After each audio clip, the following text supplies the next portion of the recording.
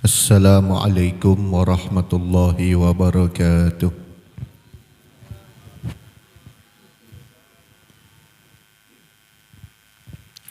Alhamdulillah, wala hawla wala quwwata illa billah. Allahumma salli wa sallim ala sayyidina wa maulana Muhammad, miftahi babir rahmatillah adada ma fi ilmillah. Salatan wa salaman daimaini bidawami mulkillah wa ala alihi wa sahbihi wa mawalah, amma ba'd. Al-Mukarramun, para ulama, para kiai, para asatidz, para sesepuh, para tokoh masyarakat, jajaran pengurus dan imam musola Baitul Falah, Nurul Falah, Bapak Kepala Desa, ma'asyiral hadirin wal hadirat, para bapak, para ibu, para remaja baik putra maupun putri, yang mudah-mudahan senantiasa semuanya mendapatkan rahmat Allah Subhanahu wa taala. Amin. Syukur alhamdulillah pada malam hari ini kita dipertemukan oleh Allah dalam pertemuan yang baik. Bersama-sama kita membaca Maulid Nabi Muhammad sallallahu alaihi wasallam. Mudah-mudahan barokah dari pembacaan Maulid Allah kabulkan semua hajat kita. Yang punya problem Allah berikan jalan keluar dari problemnya. Yang punya cita-cita Allah sampaikan cita-citanya. Barokah pembacaan Maulid, mudah-mudahan kita bahagia dunia akhirat. Amin ya rabbal alamin. Ma'asyiral hadirin wal hadirat rahimakumullah. Pembacaan kitab Kasyful Ghummah masih melanjutkan it'amut ta'am, keutamaan ngasih makan. Mungkin bisa diartikan keutamaan traktir orang, atau ngasih makan walaupun gak nraktir, ngirim misalkan. Itu semuanya ada nilainya di sisi Allah Subhanahu wa ta'ala. Ilan qala al-muallifu rahimahullah ta'ala wa nafa'ana bi wa bi'alim fitarin amin.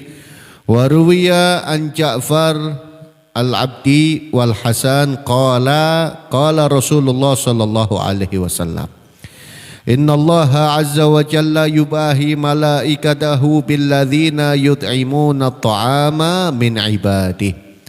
Diriwayatkan dari Al-Imam Ja'far dan Al-Imam Al-Hasan, mereka berdua mengatakan bahwa Nabi SAW bersabda, sesungguhnya Allah bangga di hadapan malaikat. Sesungguhnya Allah bangga di hadapan malaikat.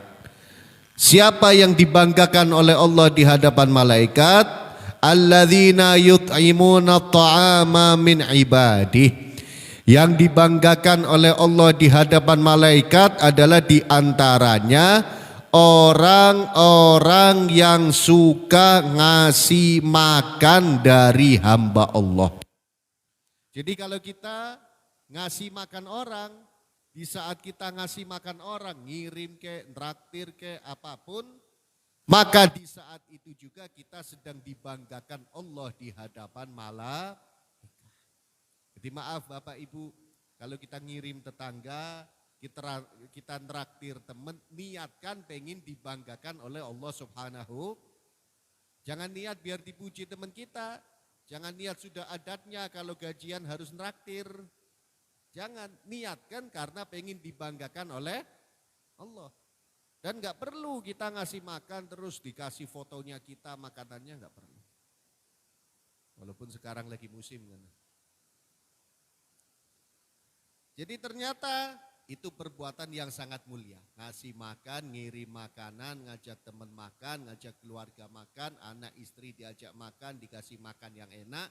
Itu perbuatan yang mulia yang dibanggakan oleh Allah Subhanahu wa ta'ala.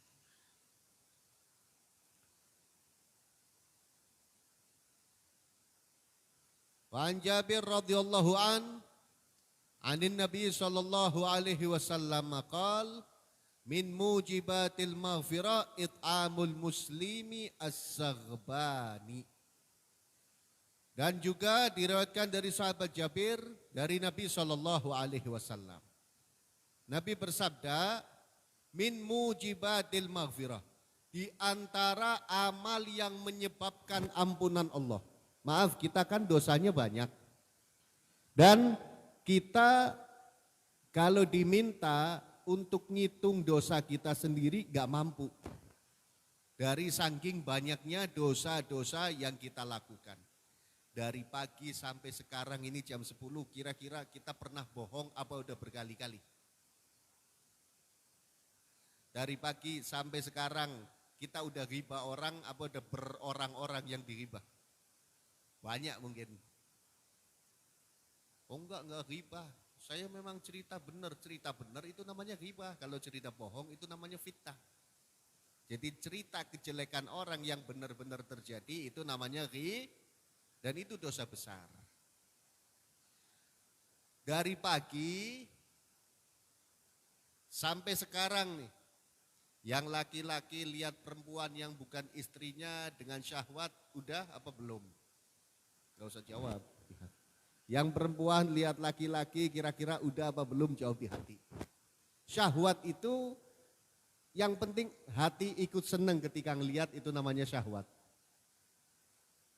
Yang dilihat nenek-nenek umur 70 tahun misalkan. Tapi kok hati seneng ngeliatin, ya berarti syahwat. Yang dilihat kakek-kakek, tapi hati kok seneng, kok ganteng kakek-kakek itu ya. Itu berarti hati.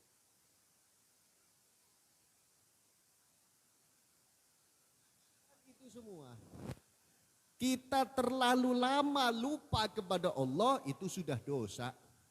Kira-kira dari pagi sampai malam ini kita lebih sering ingat Allah apa lebih sering lupa? Nah, banyak sekali dosa-dosa yang kita lakuin. Dan dosa-dosa yang numpuk pada diri kita itu efek sampingnya dunia akhirat. Bukan hanya di akhirat, tapi di dunia orang yang terlalu banyak dosa akan mendapatkan akibat. Sampai ada seorang ulama mengatakan, ma'adzunabtu dzamban illa wa ra'aitu dzalika fi akhlaqi ahli wa himari. Aku tidak melakukan perbuatan satu dosa pun kecuali aku akan melihat akhlak istriku dan keledaiku jadi berubah. Keledai kan punya akhlak. Istri juga punya akhlak, punya budi pekerti, punya tata krama. Nah ini kita mesti perhatikan Bapak Ibu. Kalau ada suami ngelihat istrinya kok kurang nurut, itu tanda suaminya lagi banyak dosa. Bukan istrinya yang kurang ajar. Dibela ini ibu-ibu di sini. Sebaliknya Bu, kalau ada istri ngelihat suami kok kurang sayang, itu berarti istrinya lagi banyak. Kalau perasaan ini ada pada diri kita masing-masing beres, gak ada orang ribut. Kalau ada tetangga kok kurang baik sama kita, itu berarti kitanya yang lagi banyak. Karena semuanya jadi berubah kurang baik, semuanya jadi berubah gak beres. Kalau kitanya lagi gak beres. Kalau rezeki kurang lancar, berarti kita hubungannya sama Allah lagi kurang baik. Kalau urusan ruwet, berarti pikiran dan hati kita yang memang lagi ruwet. Terlalu banyak dosa. Makanya maaf, kalau kita pengen orang-orang itu beres sama kita. Kalau kita pengen orang-orang itu berbuat baik sama kita, jangan nuntut orang itu baik sama kita. Tapi tuntut diri kita untuk jadi lebih, nanti yang lain ikut baik. Nanti yang lain ikut. Tapi masalahnya karena saking banyaknya dosa kita, dan memang manusia itu tempatnya salah dan lupa, sedikit-dikit salah, dosa, sedikit-dikit lupa. Maka kita sebagai umat Nabi Muhammad SAW,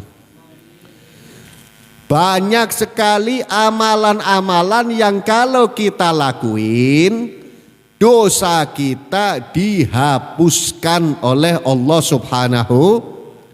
Di antaranya adalah it'amul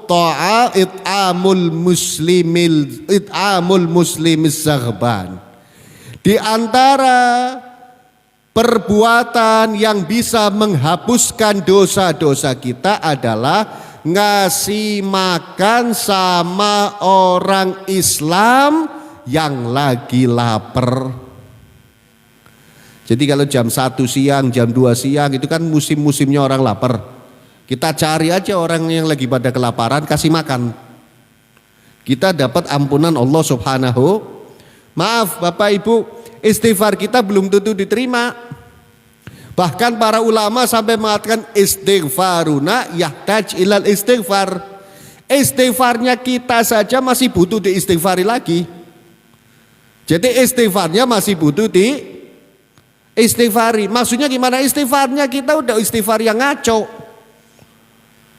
Pegang tasbih, selonjor lagi istighfar. Masa ada orang mau minta ampun sambil selonjor? Nanti kalau tanya untung-untung saya mau istighfar, seakan-akan Allah yang butuh istighfarnya kita. Bukan kita yang butuh ampunan. Astagfirullah. Tasbihnya lepas, ambil lagi. Astagfirullah. Masa orang minta maaf seperti itu? Kadang yang lebih menyedihkan, tangan kanannya tasbih, tangan kirinya handphone. Scroll atas bawah, astagfirullah, astagfirullah. Ya Allah, kita ini banyak dosa, istighfarnya jangan sembarangan.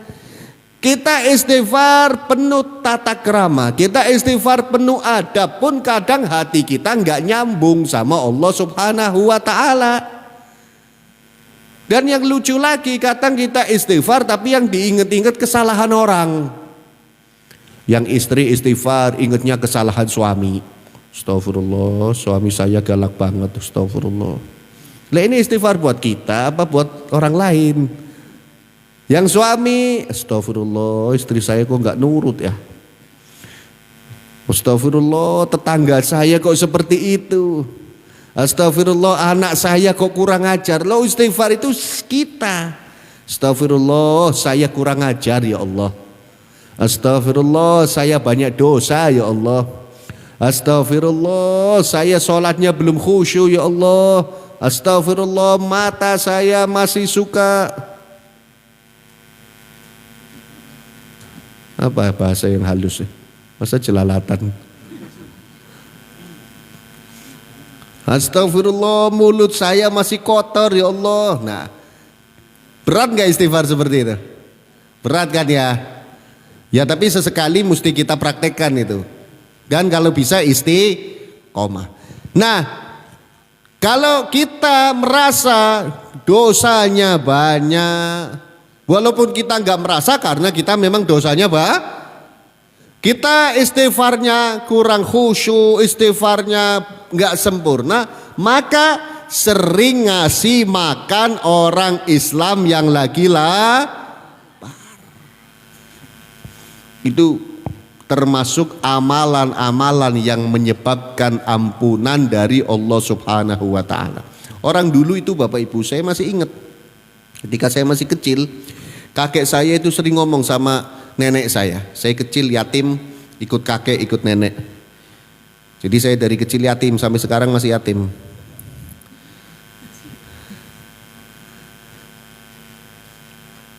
Itu kalau masak suka diingetin, masaknya ditambahi, itu tetangga belakang yang nyium bau masakannya kasih. Kalau sekarang kan enggak, gentengnya dibuka, jendelanya dibuka, ngirim enggak tahu kalau yang di belakang lagi kelaparan, mau makan enggak punya duit. Nah, jadi sering ngirim, ngirim, biar dikasih ampunan oleh Allah Subhanahu, dan jelas dibalas 10 kali lipat.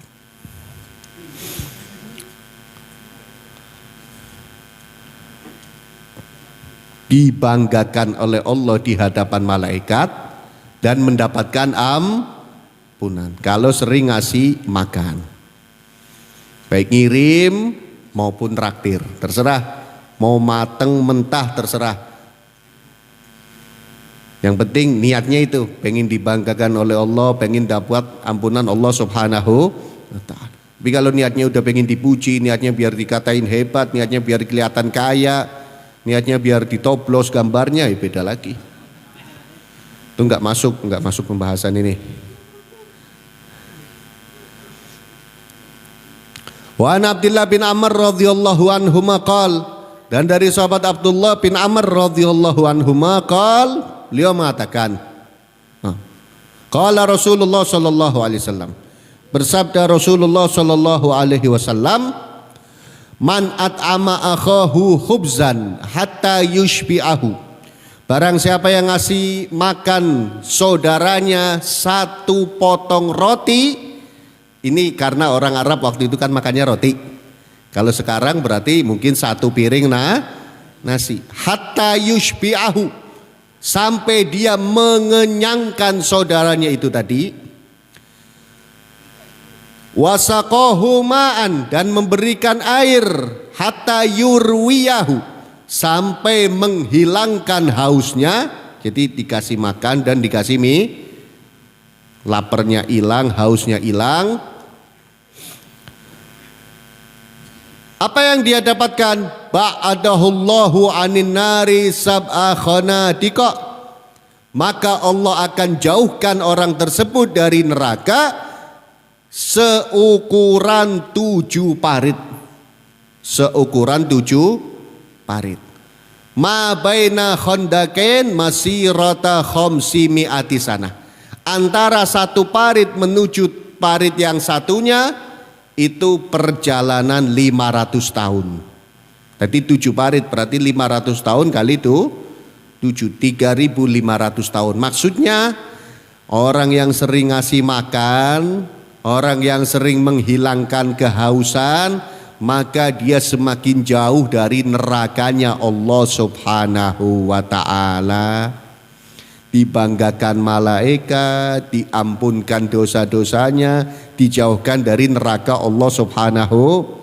Kalau sering ngasih makan, ngasih minum.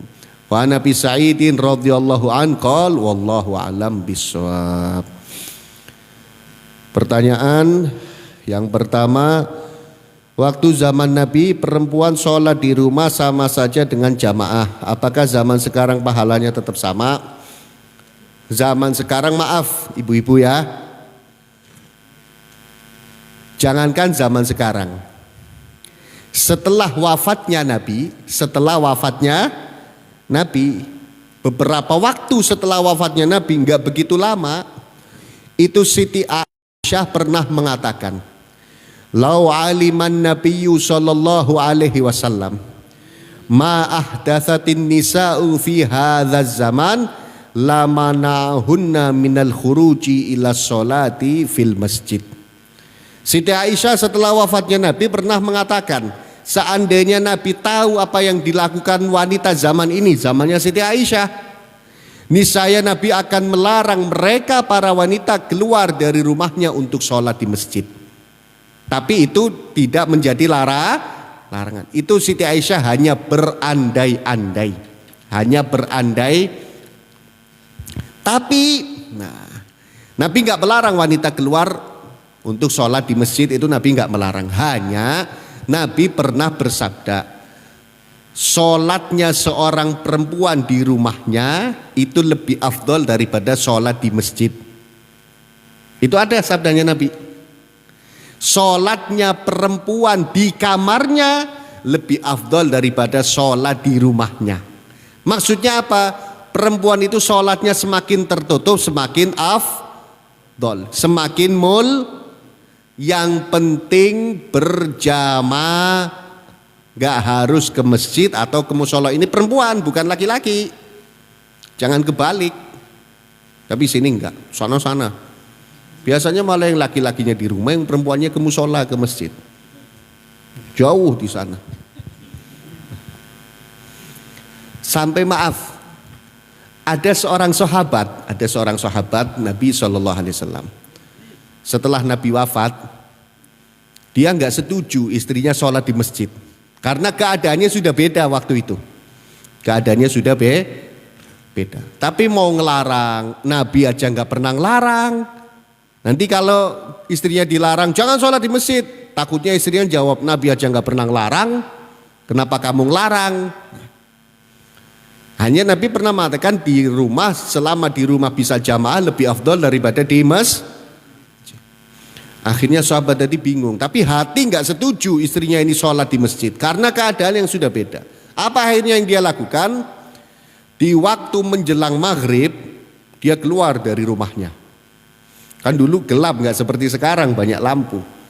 Menjelang maghrib dia keluar dari rumahnya, pakai baju yang beda yang nggak pernah dipakai, mukanya ditutup, cuman kelihatan matanya. Kemudian istrinya lewat keluar dari rumahnya menuju masjid, dipeluk dari belakang. Sampai istrinya teriak-teriak, kan dikira bukan suaminya yang meluk. Habis itu dilepas, jalan ke masjid istrinya, si suami tadi, si sahabat tadi kelepas pakaian yang tadi habis buat meluk istrinya, kemudian jalan ke masjid. Seperti nggak terjadi apa-apa. Selesai pulang ke rumah, waktu sholat berikutnya istrinya nggak ke masjid. Ditanya sama sahabat tadi sama suaminya, kok nggak ke masjid? Enggak, beda sekarang keadaannya. Dia nggak cerita kalau di jalan tadi habis dipeluk, padahal yang meluk siapa? Suaminya. Nah, kalau seandainya ibu-ibu pengen tetap sholat di masjid, pengen tetap sholat di musol, pertama Bu, jangan pakai parfum. Nggak boleh. Maaf ya, ini kita berbicara hukum. Kalau misalkan deodoran yang sekiranya yang bisa nyium wanginya dia, cuman dia, di orang sekitarnya nggak ikut nyium bau, masih nggak apa-apa. Tapi kalau kelebihan, naudzubillah, bahaya Bu. Itu dipakai buat depan suami, bukan dipamerin sama orang kampung. Satu itu, jangan pakai parfum. Yang kedua, jangan merias wajah. Mau sholat di musola kayak mau kondangan. Yang ketiga, pakai pakaian yang paling nutup aurat. Paling nutup. Maaf, ibu, adik-adik remaja, teman-teman semuanya yang perempuan, nutup aurat itu buat perempuan harus rapet dan harus apa ya? Nggak boleh ngepas. Jadi harus besar. Jangan ngepas. Nabi pernah menjelaskan, Nabi SAW pernah menjelaskan nanti di akhir zaman akan banyak kasiat ariyat. Wanita tertutup tapi sama seperti telanjang dosanya. Kenapa? Karena tertutup sih tertutup tapi lekuk tubuhnya kelihatan semuanya. Jadi yang besar kalau beli baju. Beli baju besar itu Bu, nunjukin ibu-ibu duitnya banyak. Tapi kalau ngepas berarti duitnya, bukan saya yang ngomong. Jadi jangan pakai jangan merias pakai bajunya yang rapat dan yang Keempat, seandainya walaupun sudah seperti itu, nggak pakai parfum, terus nggak merias wajah, pakaiannya rapat, nggak nutup, nggak bentuk lekuk tubuh, tapi maaf, ini aura kecantikannya masih kelihatan sampai menimbulkan laki-laki yang lihat itu senang, ya tetap wanita ini jangan sholat di masjid atau di musol, karena yang sholat nanti nggak pada khusyuk, kebayang-bayang semua. Terus bagaimana? Ya usahakan sholat tapi berjamaah. Kalau memang pengen ke masjid, ke musola itu tadi, jangan merias wajah, jangan pakai parfum, pakai pakaian yang rapat, yang besar, dan nggak perlu ngobrol rame ke sana kemari di jalan. Diam. Wanita itu harus seperti bagaikan ratu di kerajaan, terhormat, nggak banyak omong, nggak mengeluarkan suara.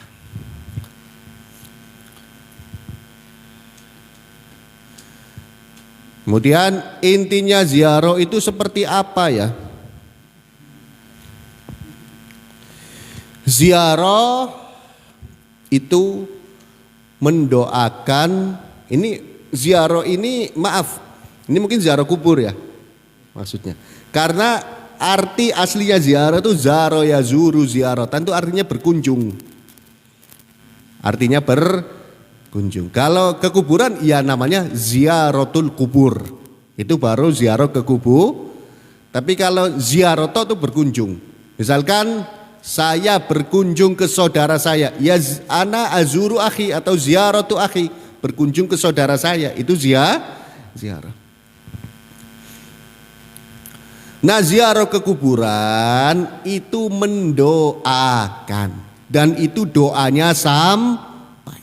Ada riwayat menjelaskan bahwa keadaan yang paling membahagiakan orang yang sudah di kuburan adalah ketika didatangi, diziarahi oleh orang yang mengenalnya waktu di dunia. Jadi misalkan kita punya orang tua, jelas orang tua kenal kita, kita kenal orang tua kita. Kita ziarah ke kuburnya orang tua, itu keadaan paling seneng, paling bikin dia saudara kita ziarahin, paling bikin dia seneng waktu itu. Teman kita, tetangga kita ziarahin, itu paling bikin dia ngirim doa dari rumah sampai. Ngirim doa dari rumah tapi ketika didatangi ziarah, didatangi kuburnya, mereka lebih seneng. Terus apa minimal ziarah? Salam. Misalkan mau yasin, mau tahlil gak hafal, yang penting assalamu alayka ya ahlal kubur, atau assalamu alaikum ya ahlal kubur. Gitu aja. Kalau hafal terusin, minal muslimina wal muslimat wal mu'minina antum lana salafun wa nahnu lakum tabaun wa inna insyaallahu bikum lahikun. Kalau enggak hafal, yang penting salam. Sebut nama orang tuanya. Kalau orang tuanya yang meninggal, sebut nama tetangganya. Kalau tetangganya yang meninggal, misalkan siapa namanya? Abdullah. Abdullah itu kan hambanya Allah. Assalamu alayka ya Abdullah bin Fulan. Gitu aja. Ya misalkan saya ziarah ke abah saya, sering lagi cepetan, saya berdiri depan kuburan abah saya, yang penting saya salam. Assalamu alayka ya Abi Hasan. Nah, udah di situ pergi. Itu paling seneng. Kalau mau lebih lama ya silahkan, lebih utama. Jadi intinya ziarah itu yang penting salamnya. Dengar dan mereka jawab. Mereka dengar dan mereka hanya kita yang nggak bisa dengar jawabannya. Kalau dengar lari semua gitu. Pernah Nabi SAW ziarah ke tukang sapu masjidnya. Kemudian Nabi salam. Nah ini riwayatnya ini. Kemudian Nabi salam. Para sahabat tanya kepada Rasulullah, hal hiya tasma ya Rasulullah, apakah tukang sapu itu dengar dari dalam kubur? Nabi menjawab, ma antum bi asma aminhum. Kalian yang masih hidup, pendengarannya enggak lebih kuat dari yang di dalam kubur. Maksudnya yang di dalam kubur pendengarannya lebih kuat. Dan jawab, cuman kitanya yang enggak mampu dengar jawabannya. Tanaman bunga kertas. Ada yang bilang kalau ada anak gadis belum nikah, gak dibolehin di rumahnya yang ada taman-taman. Oh enggak masalah.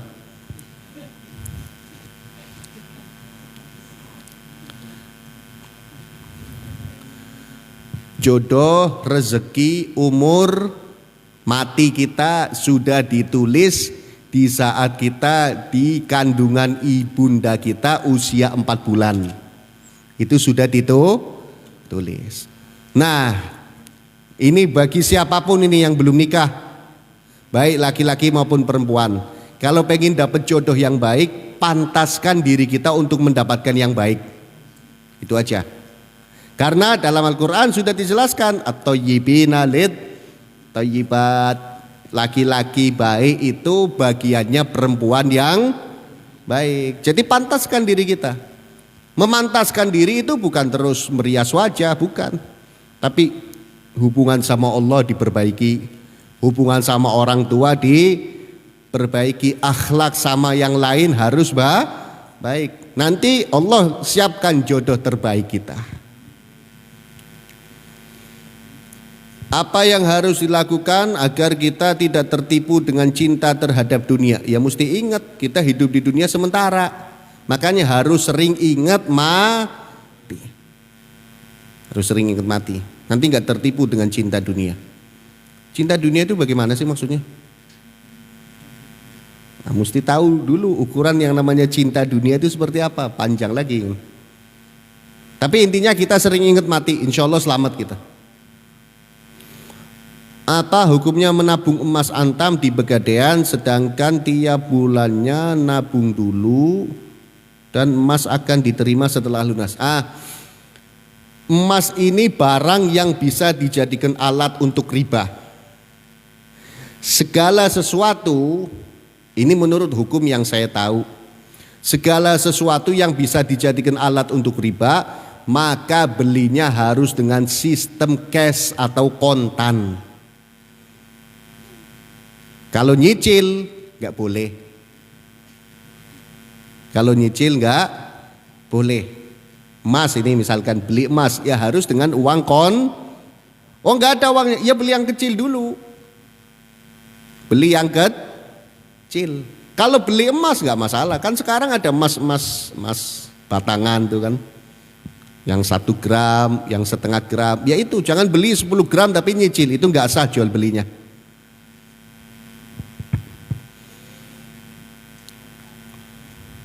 Apakah sedekah dengan barang yang makruh dapat pahala?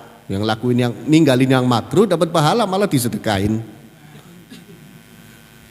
Ninggalin yang makruh baru dapat pahala. Berarti kalau disedekain dapat pahala apa enggak? Enggak. Meninggal. Kapan? Oh.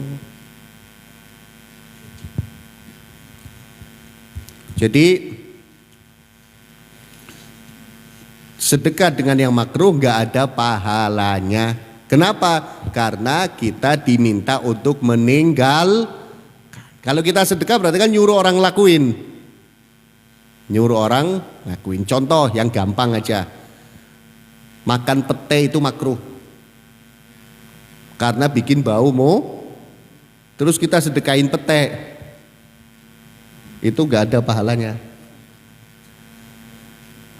Ngerokok kita ambil hukum yang makruh karena ada ulama yang mengharamkan, ambil hukum yang terus kita ngasih orang rokok, dapat pahala apa enggak? Sama ini cerita sedikit, ada cerita lucu. Jadi ada ulama yang mengatakan nggak apa-apa ngerokok daripada ngopi. Apa itu hukumnya ngopi? Akhirnya ulama yang mengatakan seperti itu ditanya sama ulama yang seneng ngopi. Ditanya, gini aja, ayo sekarang kita sama-sama ke sampingnya Ka'bah. Saya minum kopi di sampingnya Ka'bah, kamu ngerokok sampingnya Ka'bah. Siapa yang berani? Terus kira-kira yang dimarahi orang siapa?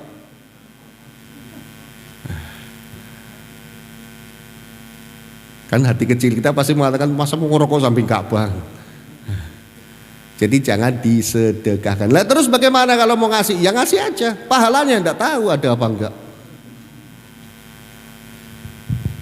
Nah ini Fatihah untuk almarhum Bapak Kepala Desa Bapak Tono Siswanto bin Harun.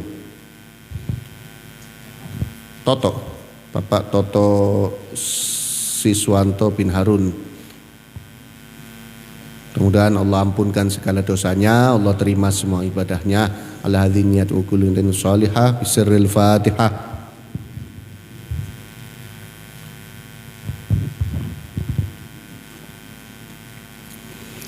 Bismillahirrahmanirrahim. Alhamdulillah rabbil alamin. Allahumma shalli ala sayyidina Muhammad wa ala ali sayyidina Muhammad. Wa laqad asyartu linati man awsafuhu duhyil quluba duhayyijul asyana. والله قد أثنى عليه فما يساوي القول منا أو يكون ثنانا لكن حبا في السرائر قد علمت صفوة ربنا وحدانا وإذ امتزجنا بالمودة ها هنا نرفع أيدي فكرنا ورجانا للواحد الأحد العلي إلهنا متوسلين بمن إليه دعانا مختاره وحبيبه وصفيه زين الوجود به الإله حبانا. آمين. يا ربنا يا ربنا يا ربنا بالمصطفى اقبلنا أجب دعوانا. آمين. أنت لنا يا ذخرنا في هذه الدنيا وفي أخرانا. أصلح لنا الأحوال واغفر ذنبنا ولا تؤاخذ ربي إن أخطانا. واسلك بنا في نهج طه المصطفى ثبت على قدم الحبيب خطانا. أرنا بفضل منك طلعة أحمد في بهجة عين الرضا ترعانا. واربط به في كل حال حبلنا وحبال من ودى ومن والانا. والمحسنين ومن أجاب ندانا وذوي الحقوق وطالبا أوصانا. والحاضرين وساعيا في جمعنا ها نحن بين يديك أنت ترانا. ولقد رجوناك فحقق سؤلنا واسمع بفضلك يا سامع دعانا. وانصر بنا سنة طه في بقاع الأرض واجمع كل من عادانا. وانظر إلينا واسقنا كأس الهنا واشفي وعافي عاجلا مرضانا. واقض لنا الحاجات وأحسن خدمنا عند الممات وأصلح عقبانا. يا ربي واجمعنا وأحبابا لنا في دارك الفردوس يا رجوانا. يا ربي واجمعنا وأحبابا لنا في دارك الفردوس يا رجوانا. يا ربي واجمعنا وأحبابا لنا في دارك الفردوس يا رجوانا. بالمصطفى صل عليه وآله ما حركت ريح الصبا أغصانا. سبحان ربك رب العزة عما يصفون وسلام على المرسلين والحمد لله رب العالمين. سر الفاتحة. أعوذ بالله من الشيطان الرجيم. بسم الله الرحمن الرحيم. الحمد لله رب العالمين الرحمن الرحيم إياك نعبد ونستعين اهدنا الصراط المستقيم صراط الذين أنعمت عليهم. Ini saja yang bisa disampaikan, mudah-mudahan ada manfaatnya, kurang lebihnya mohon maaf. Wabillahi taufiq wal hidayah wa ridha wal inayah wal afu wassalamu alaikum warahmatullahi wabarakatuh.